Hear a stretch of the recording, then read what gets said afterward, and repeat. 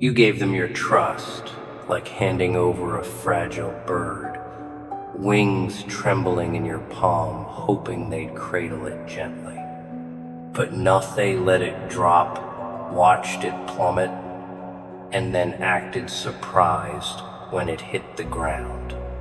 You thought giving someone your faith was like planting a seed, nurturing it with care, expecting something beautiful to grow. Instead, they trampled it underfoot without hesitation, and you stood there, stunned, wondering how anyone could be so careless with something so precious. But here's what you missed. They weren't careless. They were deliberate. People don't destroy things by accident, not really. They do it because destruction feels easier than preservation. It's simpler to crush than to carry. You handed them something delicate, something alive, and they chose to kill it. Not out of malice necessarily, but out of apathy. And isn't that worse? Malice at least acknowledges your existence. Apathy erases you entirely. You convinced yourself that loyalty was a two-way bridge, sturdy enough for both sides to cross. Wrong. Loyalty is a rope ladder dangling precariously over an abyss and only one side ever bothered climbing. You kept tying knots, reinforcing the fraying edges, while they stood on solid ground, smirking at your effort.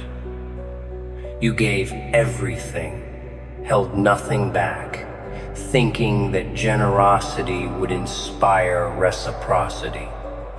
But reciprocity isn't natural, it's earned, and they never intended to earn anything from you. Let's talk about trust again, shall we? Trust isn't some indestructible fortress built to withstand any storm.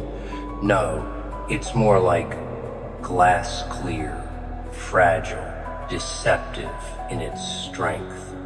You can stare through it all day, marveling at its transparency, believing it will always protect you. Then one day, without warning, it shatters, and you're left picking up shards, each jagged piece slicing deeper into your skin. The worst part? You didn't even see the crack forming. It happened silently, invisibly, while you were too busy admiring the view. And now you're bleeding, holding on to fragments of what used to be whole. You wonder why it hurts so much. Why does betrayal feel like a physical wound, raw and gaping? Because betrayal isn't just emotional, it's existential. It forces you to question not just the person who betrayed you, but yourself. Did I misread them? Did I overestimate my worth? Am I truly as disposable as they made me feel? These questions claw at your insides, leaving scars that never fully heal. Here's the truth you've been avoiding. They never deserved your trust in the first place. Not because you were foolish for giving it, but because they were unworthy of receiving it. You thought extending grace was noble, a sign of inner strength. Maybe it was. But nobility doesn't guarantee reciprocation. In fact, it often invites exploitation. They took your kindness not as a gift, but as permission to take more, to demand more, to expect more. And when you finally ran dry, they shrugged and walked away, leaving you hollow. Why did you stay so long? That's the question haunting you now, whispering in the quiet moments when sleep won't come. Was it hope, stubbornness, fear, maybe all three? Hope that they'd change, stubbornness to prove you weren't wrong about them, fear of being alone. Whatever the reason, it kept you tethered to something already broken. Like trying to glue together shattered porcelain, you poured every ounce of yourself into fixing what couldn't be fixed. Meanwhile, they sipped coffee from the cracks, oblivious to your desperation. People love to say forgiveness is freeing, don't they? As if letting go of resentment is some magical cure-all. Sure, forgiveness might free you, but only if it's real. Only if it comes from a place of power, not submission. Too often, we mistake forgiveness for permission. We forgive because we think it means we're better than the person who hurt us. But forgiving someone doesn't make you superior, it makes you complicit. Complicit in their refusal to acknowledge the damage they caused. Complicit in your own suffering. How many times did you forgive them? Countless, probably. Each time you told yourself it would be different. This time they'll understand. This time they'll try harder. This time they'll meet you halfway. Spoiler alert, they didn't. They couldn't. Forgiveness became your currency, your way of buying their affection. But here's the thing about currency, it loses value when overspent. Eventually, they stop seeing your forgiveness as meaningful. To them, it was just another transaction, another way to keep taking without giving. Loyalty, love, friendship, all those words you threw around like confetti, hoping they'd stick to someone. Instead, they fell flat, scattered across the floor, ignored. You gave them loyalty, and they repaid it with indifference. You gave them love, and they returned it with silence.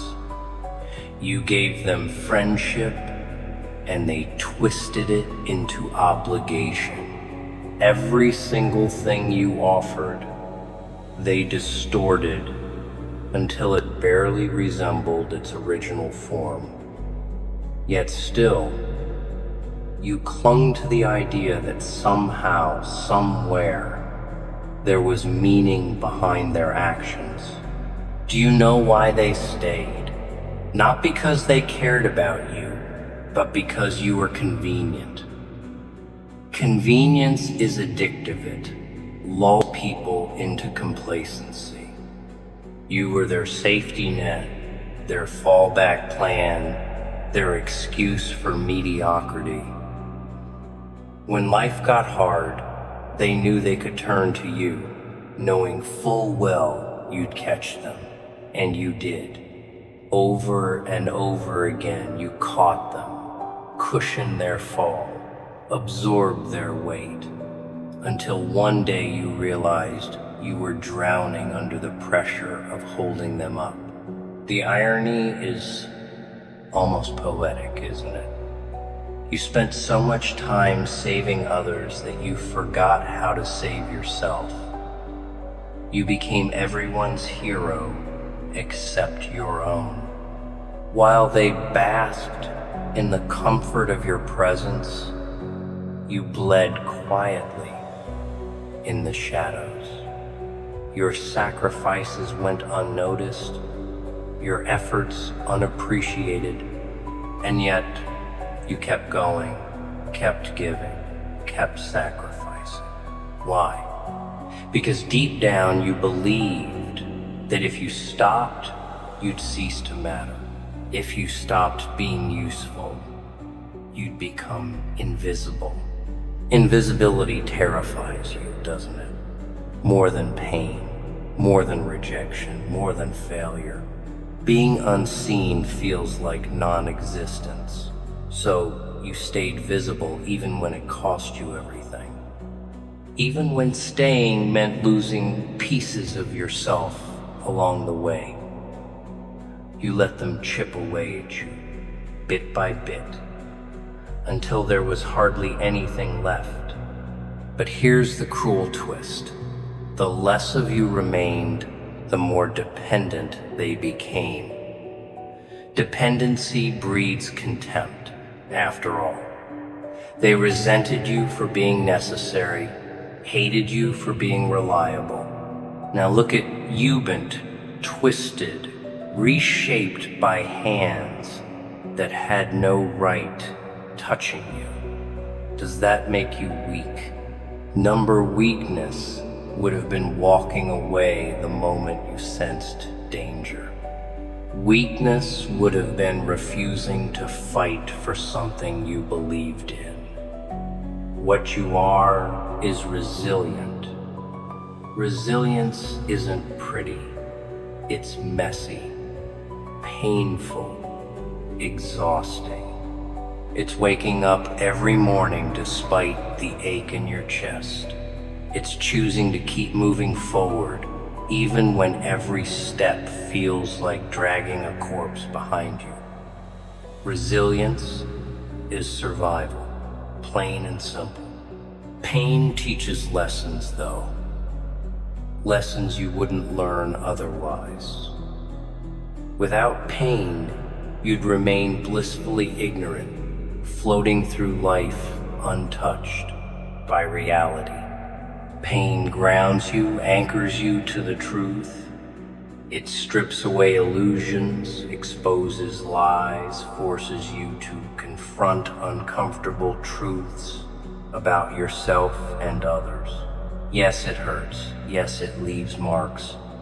But those marks tell a story of endurance, of growth, of transformation. Pain isn't the enemy. Numbness is. Numbness is surrender, capitulation, defeat.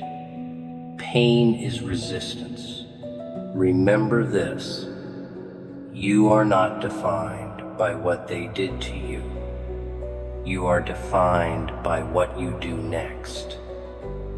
Their betrayal doesn't diminish your worth, it highlights it. Anyone capable of hurting you that deeply must have recognized something valuable within you, something worth destroying. Don't let their actions convince you otherwise. Your worth isn't negotiable. It isn't contingent upon their approval or validation. It exists independently, inherently, irrevocably. Whether they saw it or not, it's there. Stop waiting for closure. Closure isn't something they can give you, it's something you create for yourself. Waiting for them to apologize, to explain, to justify their behavior is a waste of time. They won't. Not because they can't, but because they don't want to. Closure isn't about answers. It's about acceptance. Acceptance that they failed you. Acceptance that they aren't coming back. Acceptance that their absence doesn't define your future. Once you accept these truths, you'll realize closure has been within your grasp all along. So what now? Do you sit here drowning in regret, replaying the past like a broken record? Or do you rise, wipe the dust off your knees, and start building something new? The choice is yours.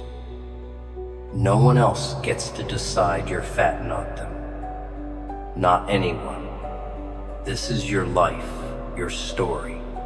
You've been playing the victim long enough. Time to rewrite the narrative. Be the protagonist, the antagonist, the author. Whatever role you choose, make sure it's one that empowers you.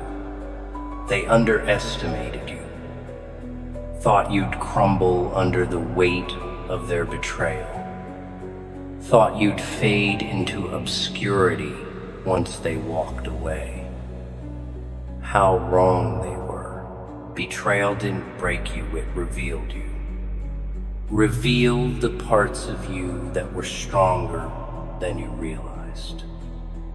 Parts capable of enduring, overcoming, thriving. Now it's time to show them just how wrong they were. Not for revenge, not for vindication, but for yourself.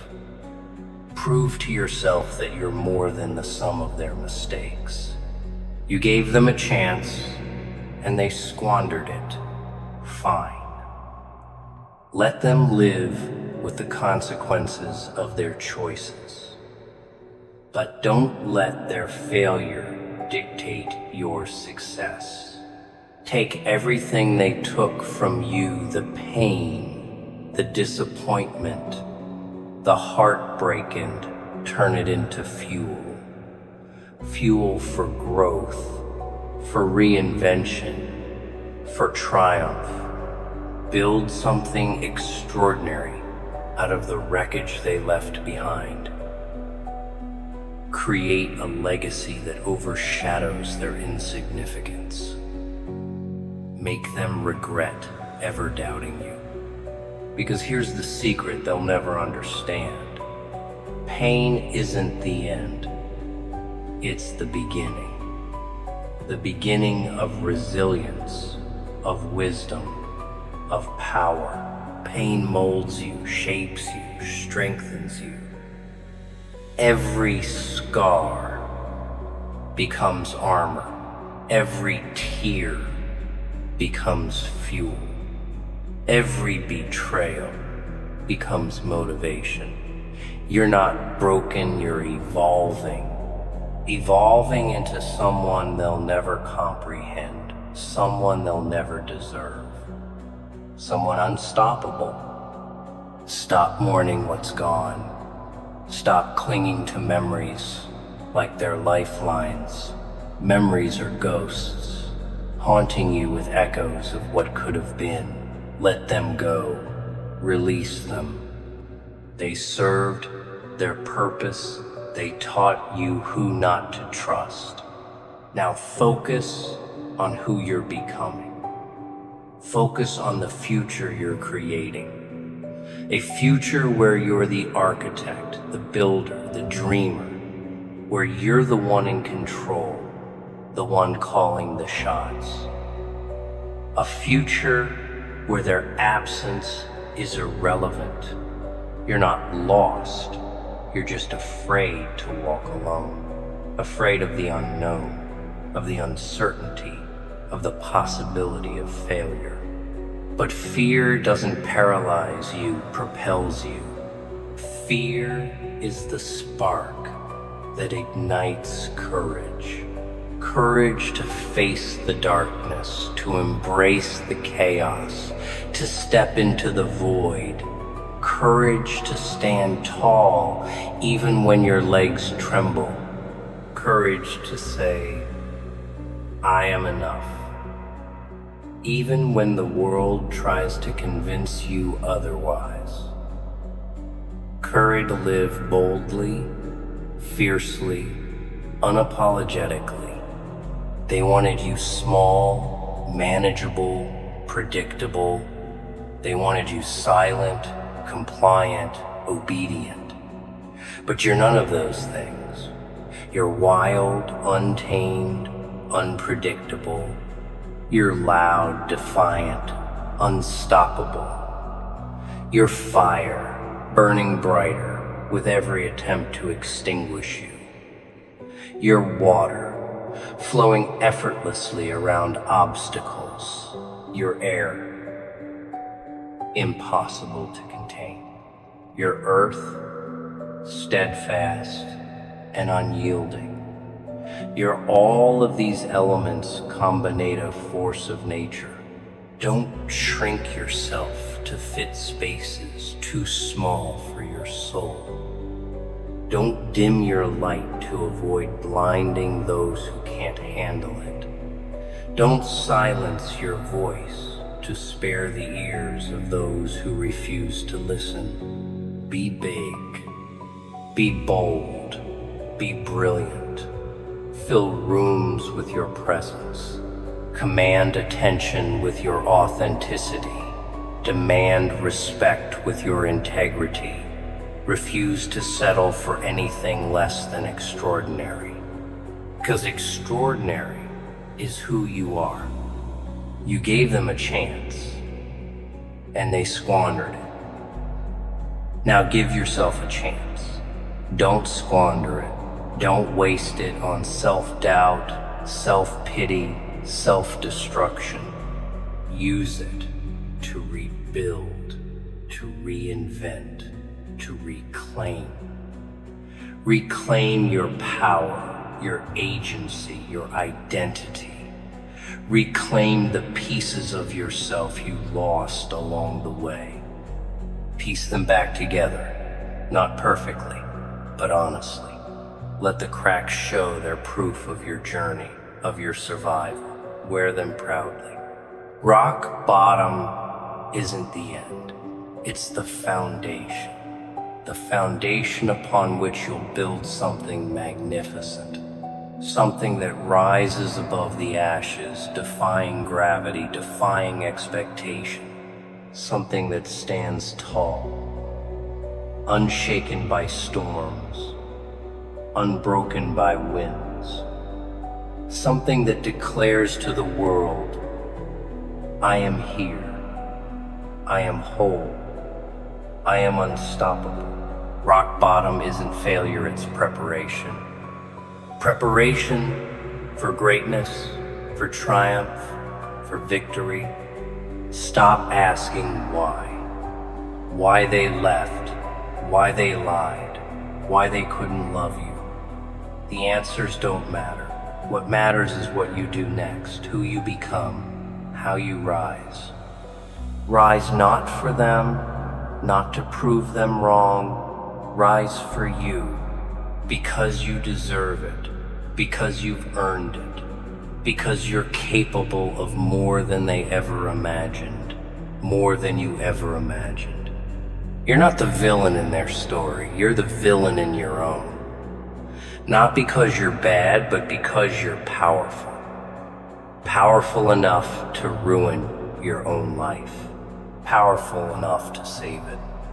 Villains aren't just people who hurt others.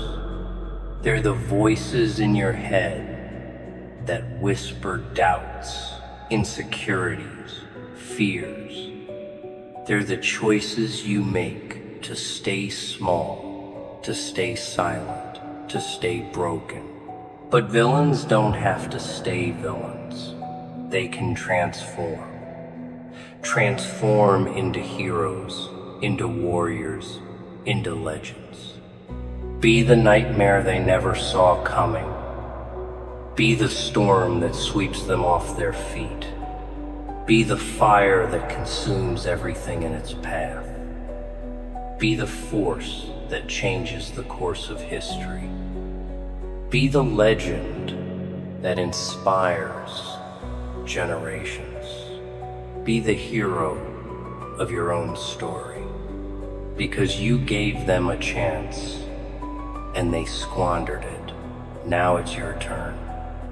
And this time, you're not asking for permission. You gave them a chance and they squandered it. Now here you are, standing at the edge of something vast and unknown, staring into the void that their absence left behind. But let's get one thing straight. This isn't about them anymore. It hasn't been for a long time. This is about you, about what you do next. The choices you make from here on out will define not just who you are, but who you're becoming. And trust me, Who you're becoming is someone they'll never be able to comprehend. They thought they could write your story for you. They thought they could dictate how much space you'd occupy in their lives, how loud your voice would be, how brightly you'd shine.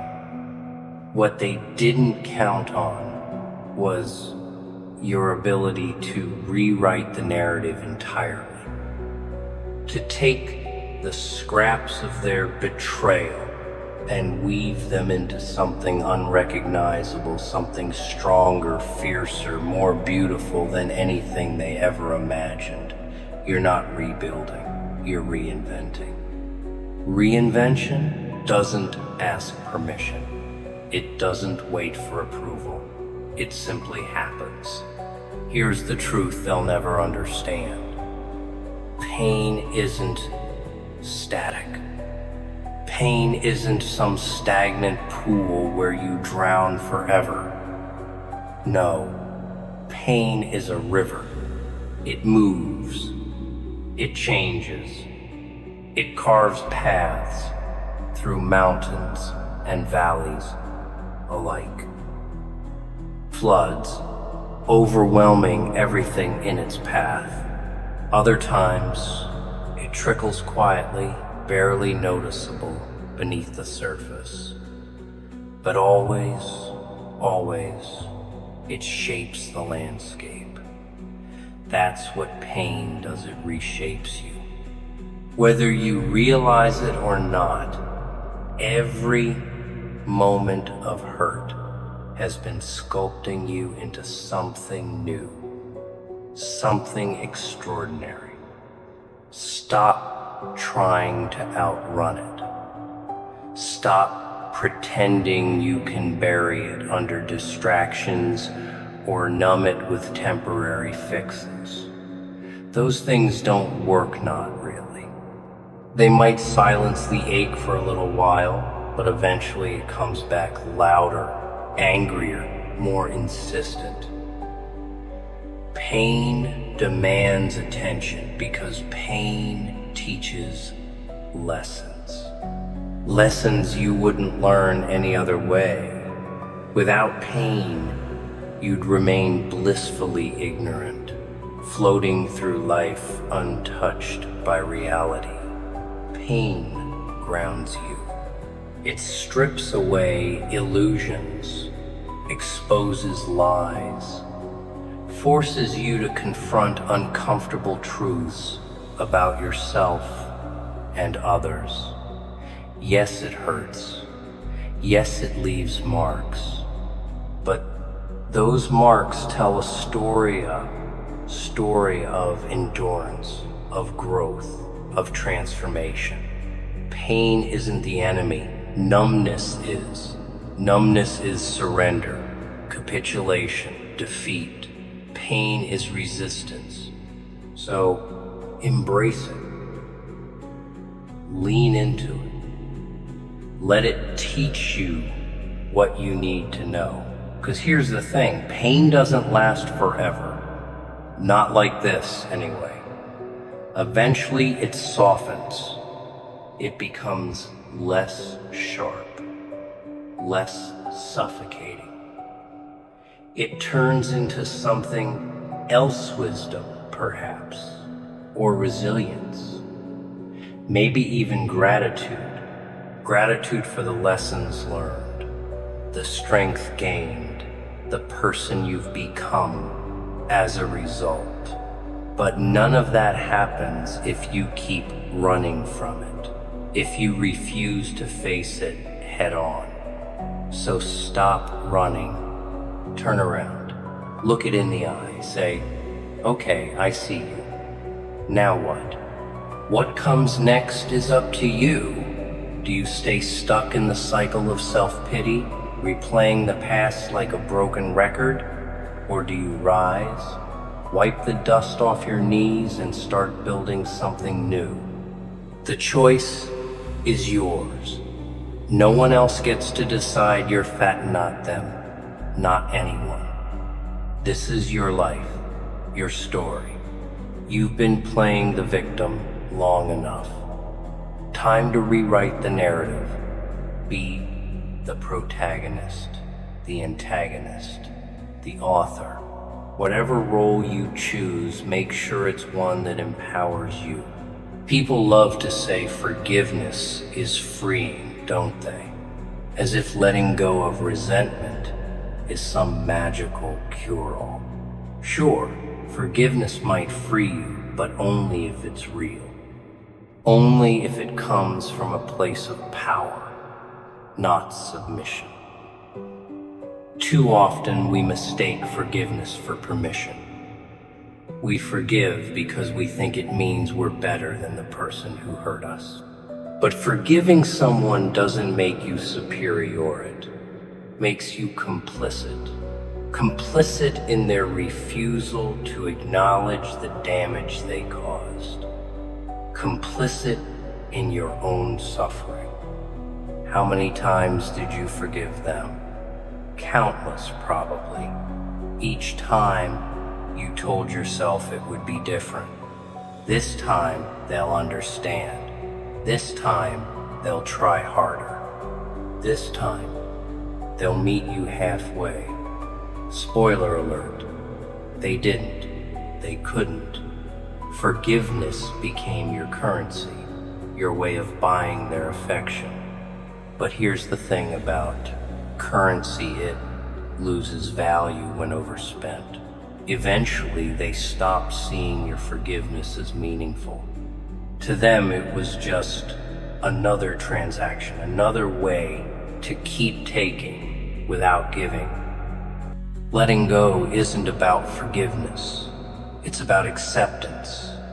Acceptance that they failed you. Acceptance that they aren't coming back. Acceptance that their absence doesn't define your future. Once you accept these truths, you'll realize closure has been within your grasp all along. Closure isn't something they give you, it's something you create for yourself. Create it boldly, fiercely, unapologetically. Burn the bridges if you have to. Walk away without looking back. Leave them choking on the silence you leave behind. Because here's the secret they'll never understand. Silence is powerful. Silence speaks volumes. Silence says more than words ever could. When you stop explaining yourself, stop defending your choices, stop seeking their validation, you take away their power. Their opinions cease to matter. Their judgments lose their sting. Silence disarms them, leaving them scrambling to fill the void you've created. Meanwhile, you're busy building something new, something extraordinary.